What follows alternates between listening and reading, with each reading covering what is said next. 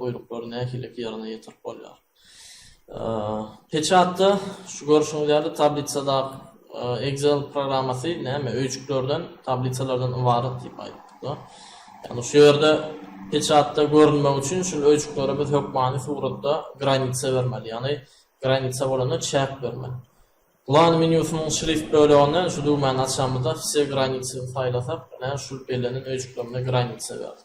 Ýa-da format içerikden myşkanyň sağ dugmasyny basýar, kontekst menyusundan format içerikge girýär. Bu ýerde de açylan pencerede granitsy menyusundan hemme tarapynyň внешний, anam внутренний belläs bolan öýçüklere tutuş şuýda granitsa berýär. Indi çap etmek buyrugy, yani Ctrl P düýmesine bassam ýerine ýetirip bilýär. Şu pencereni ýa-da file menyusundan peçat arkaly ýerine ýetirip bolýar, ýa-da şuýda bystroy peçat buyrugyny basyp bilýär. Onuň üçin näýle girmeli? Parametrden Excel'in parametrine girýär. Настроить panel bыстро доступа giremiz. Şuýdan saýlamaly bir C komandy. C komandynyň içinden gözläp tapmaly. Быстрая печать. Быстрая печать добавить. Окей. Şunu basamda быстрая печать saýlar. Şuýda ýam komanda gönü kompýuterden berilýär. Berde komanda berilýär, insert bolsak, pečat dokument 3 tane oçurly bardy. Indi şu pencereni düşündirip geçeýin. Bu ýerde pečat insanka berilmeli buyruk. Kopya bolanda san 50'de girip bilýär, ýa-da şuýdan dugmalan kömegi bilen basyp gerekli nusga sanyny girip bilýär. Onuň printer modelini saýlamaly. Bu molçany, yani başta bize şu var Epson 3000 L3100 serili printer yüklenen. Ýaşy hiç görýän, nipat güçlü çatılmaly. Berde dokument oçurda 3 tane bady, şunu biz ayırmasak, indi peçatlama bir çıkarıp bilmeýär, ýoksa sanky. Şonuň üçin näle aýyrmaly? Panel upravleniýa girýär. Bu ýerde kategoriýa geçýänmizde, prasмотр устройств и принтер şoňa girýär. Принтер моделini saýlaýar. Myşkany sary. Tak, посмотреть очерк печать. 3 tane dugma var. Şu 3 tane dugmany biz aýyrmaly.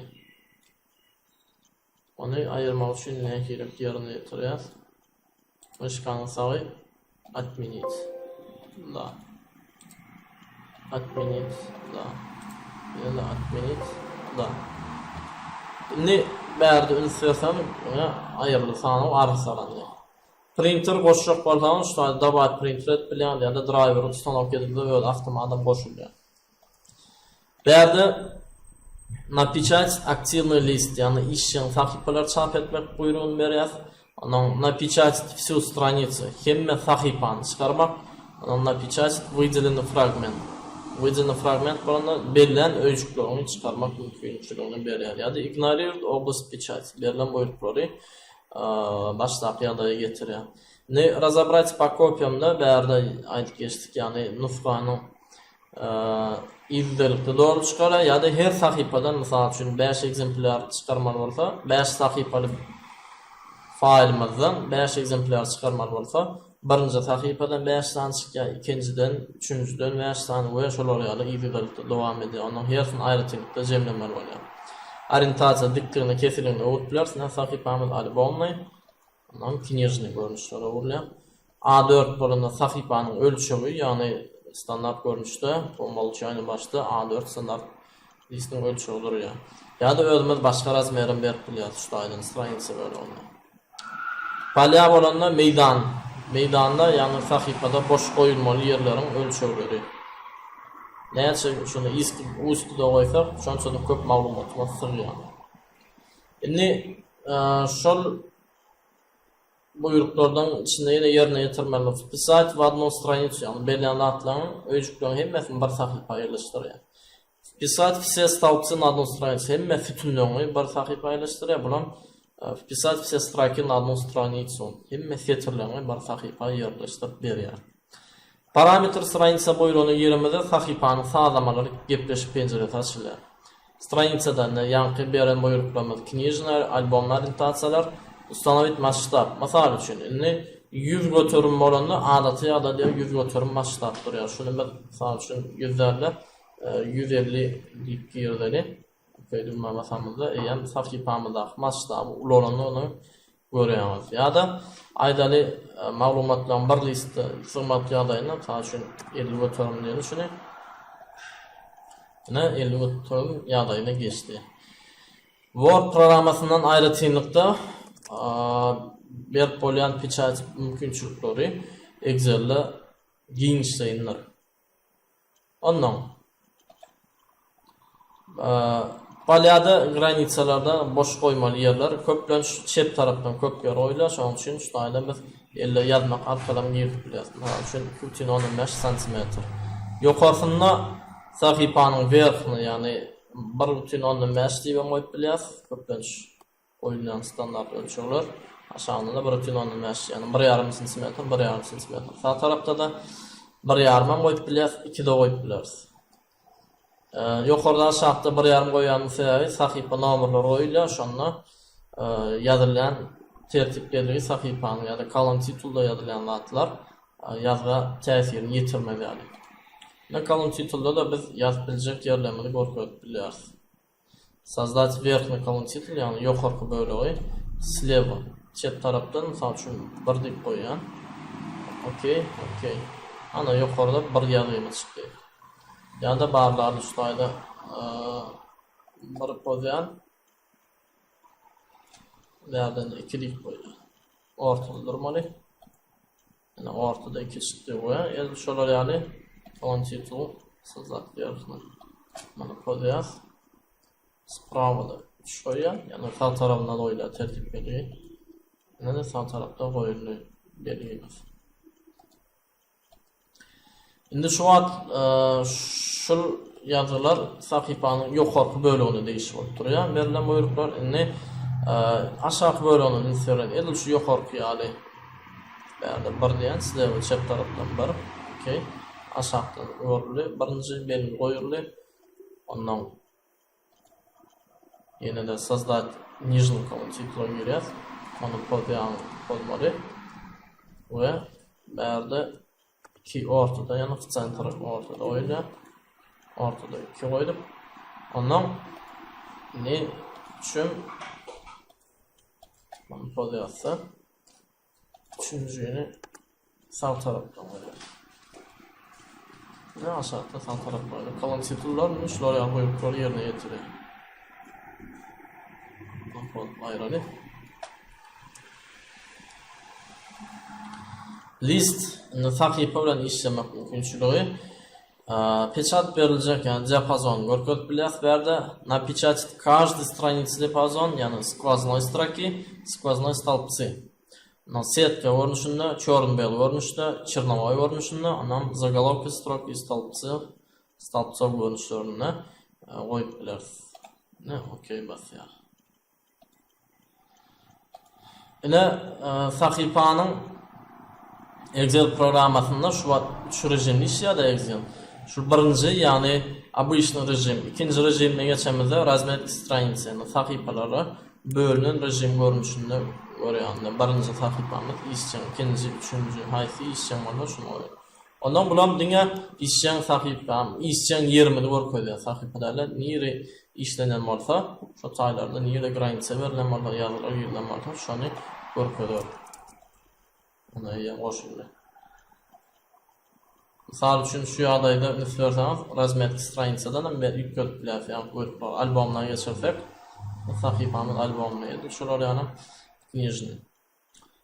Печать buyrugundaki şu печать buyrugundaki parametr straniçasyna açylan gepleşip penjeresi, razmetki straniça, parametr straniça şu dugma basamyzda şo burdan açylýar. Aýtyndan bolsa da girip bulanıp bilýär, şo buyrukları ýerletip bilýär. Mysal üçin область печать, разрыв, подложка, размер, ориентация, поля, ýalyk gönüşü düğmen öğünü, yani menünün içinde yerleştirilen buyruklarının bağını görüyoruz.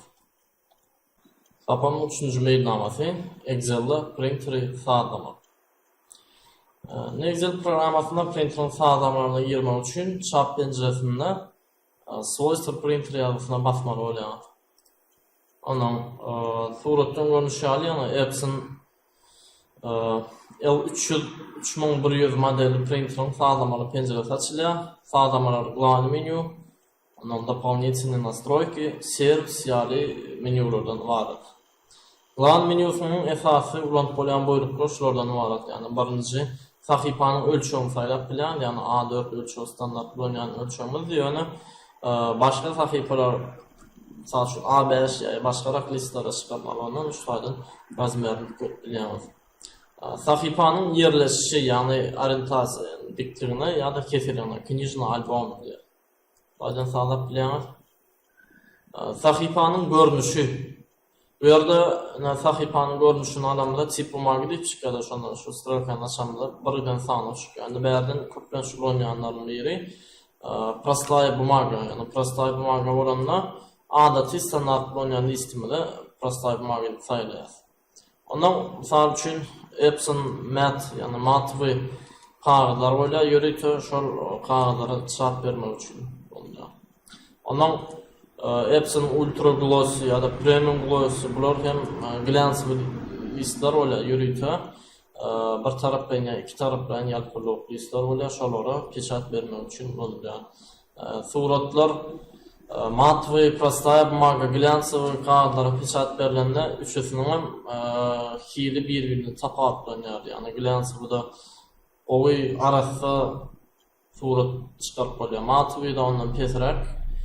Prostaya bumaga has pesrak görünüşlü hilleri bakılıyor. Дополнительные настройки менюсында ulanılan esas buyrukları seyredelim. Doполнительные настройки penceresi şuları suratda görünüş yani. Şu görünüşlerden ibaret. Bu yerde çap edilecek sahipanın ölçüğünü sağlamak bilen yani maçlarını sağlamak 100% formal olacağını yani adet yani 100% duruyor. Onun maçlarını ölçüğü sağlamak bilen. Çap edilecek sahipanın renkini sağlamak oluyor yani avtomat yağda sağlamak oluyor ya da ulanıcı öz tarafından renkini sağlayıp bilir. Bu yerde avtomatik duran avtomat yağda çıkar. Nastroykaya girip расширенная girsek onu ulanıcı öz tarafından renklerini sağlayıp bilir. Servis menüsünde ulanılan esas buyrukları seyredelim. Yani servis menüsünde bir yerde проверка дюз var. Прочистка печатающей головки, механическая чистка, калибровка печатающей головки. Yani her farklıdır geçsek. Проверка dюз buyruğu printerin головкasındaki dюzun barlamak için kullanılıyor. Yani dюzü o 100% arası oluna suratın hili kovu çıkar. Ondan прочистка печатающей головки. Bu buyruk printer çap edilen головкasının arasalamak için kullanılıyor. Eğer printerde 2 bulanını köp günlep pechat verilmese yani çap edilmedi. Ondan hükman suratda şu прочистка печатающей головки buyruğunu vermeli.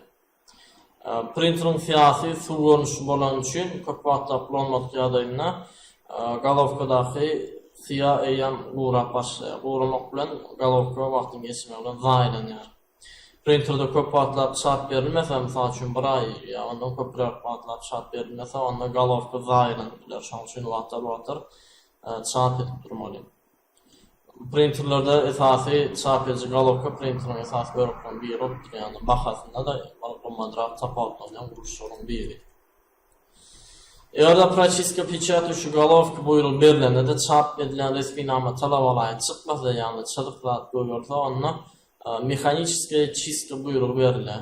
Bu buyruk her 12 saattan işletmeli oynadı. Mexaniskaya чистка buyruğu.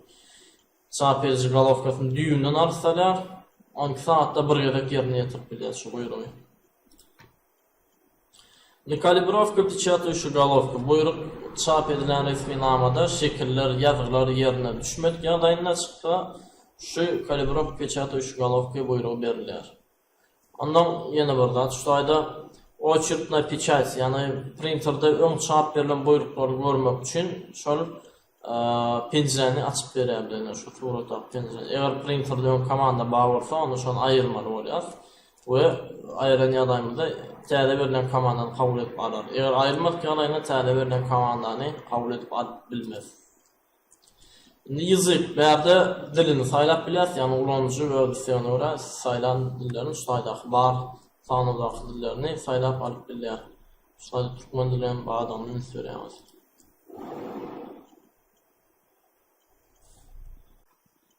Ne sahip mailnamamyň 3-nji mailnamamda değişik bolan, yani printerda sazlamalar, günçlüklerini, printerin nastroykasını seredeliň.